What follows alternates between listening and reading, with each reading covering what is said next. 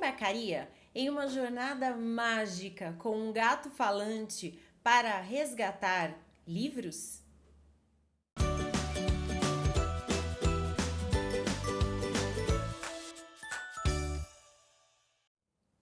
Olá, sejam muito bem-vindos ao Passeio Literário. Eu sou Priscila, sou psicóloga, biblioterapeuta e hoje é dia do quadro Biblioterapia em Ação, quando eu trago um livro ou uma frase, uma citação e compartilho com vocês algumas das reflexões mais profundas que eu fiz. Hoje eu trago um livro muito especial. O Gato que Amava Livros, do médico e escritor japonês Suzuki Natsugawa. O livro foi publicado em 2022 e venceu o prêmio Shogakukan de ficção. Vendeu mais de 1,5 milhão de exemplares no Japão e já foi publicado em mais de 30 países. Na história, nós conhecemos o jovem Rintaro Natsuki. Ele é um adolescente introvertido que ama livros. O Rintaro foi criado pelo avô, que tem uma livraria com estantes enormes e repletas de grandes obras literárias. Como um garoto introvertido, a livraria se tornou o lugar preferido do Rintaro e ele passa todo o seu tempo livre ali, junto com o avô, mexendo nos livros.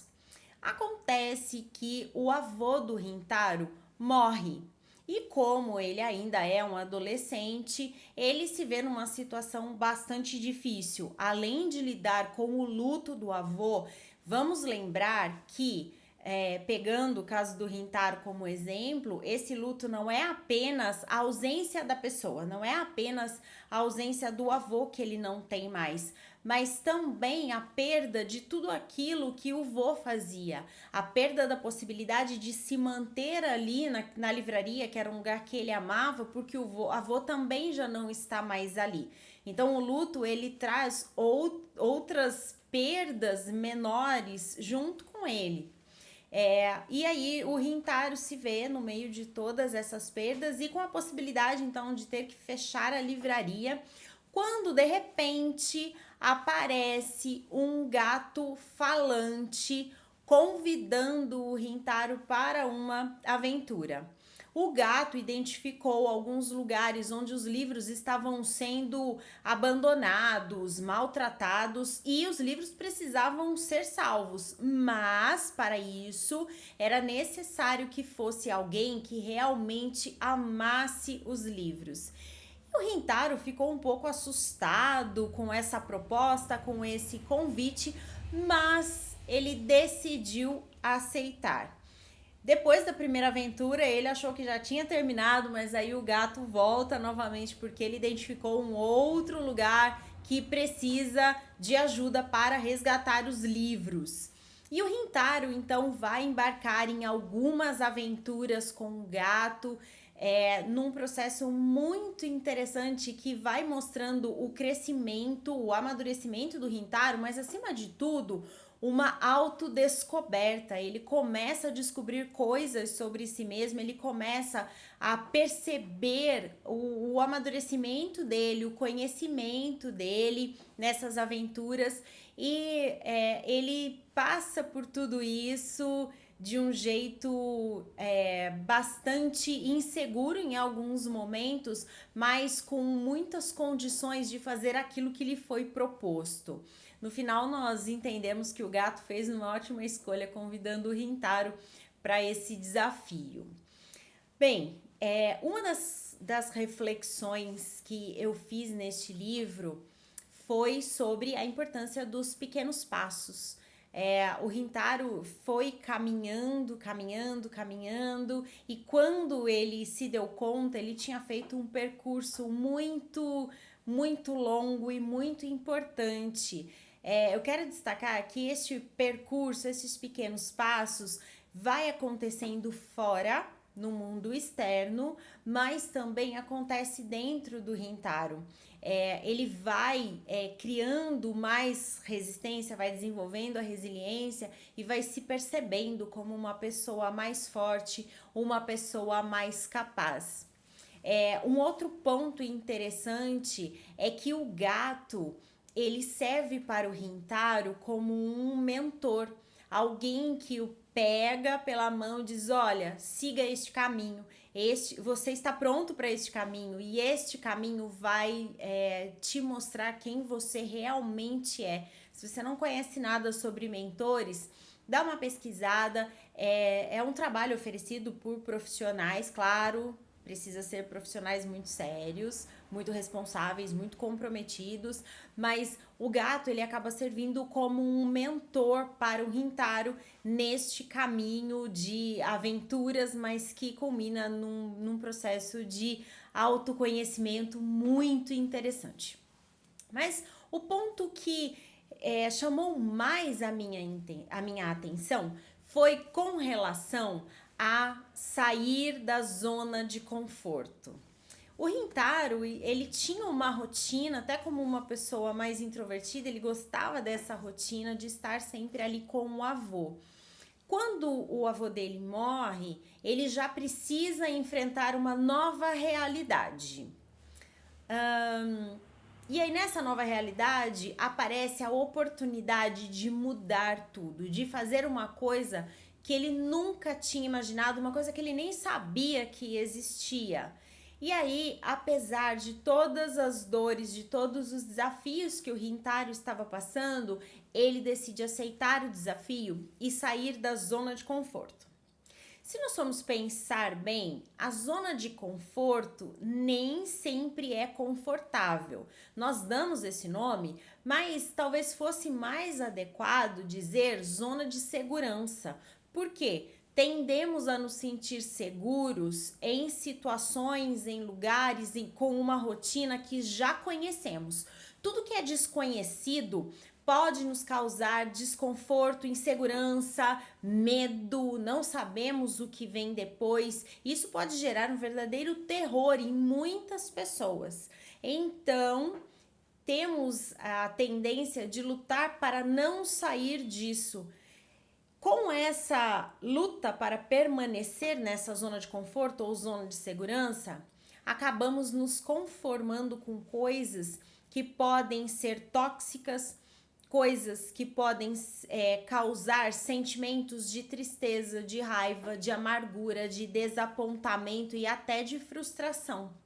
Nos adaptamos a relacionamentos que não funcionam mais, a um emprego que não funciona mais, às vezes até a uma carreira que já não faz o menor sentido, nos adaptamos a uma alimentação ruim, nos adaptamos ao sedentarismo, nos adaptamos a amizades que não nos ajudam a crescer, a evoluir, a nos desenvolver. Amizades que nos fazem mal, que nos levam para um caminho que de verdade não está alinhado aos nossos valores, não está alinhado àquilo que realmente acreditamos.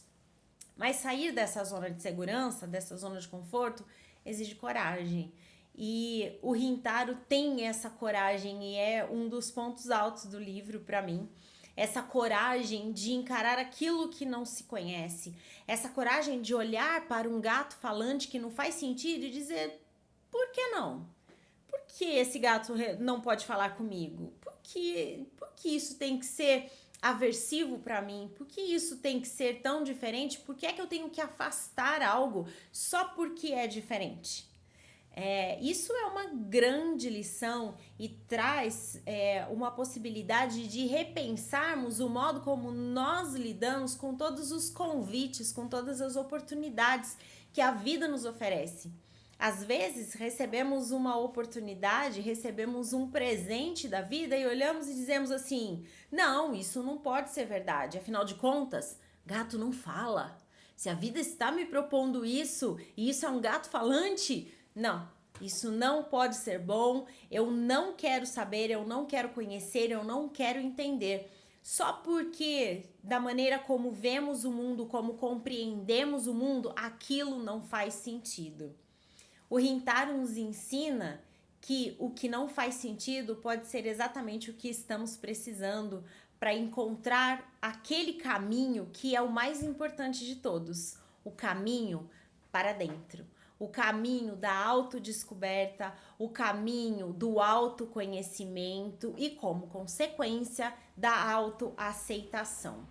Essa reflexão sobre permanecer ou não permanecer na zona de conforto, ela pode ser muito frutífera, especialmente se você aceitar o desafio de olhar para a sua vida e de tentar entender em quais lugares você acabou se agarrando, em quais lugares você acabou se acomodando por medo do novo, por ter medo de olhar para aquilo que você ainda não olhou. Pode ser uma situação externa, como eu disse anteriormente, um emprego novo, um relacionamento novo, ou pode ser algo que acontece dentro de você.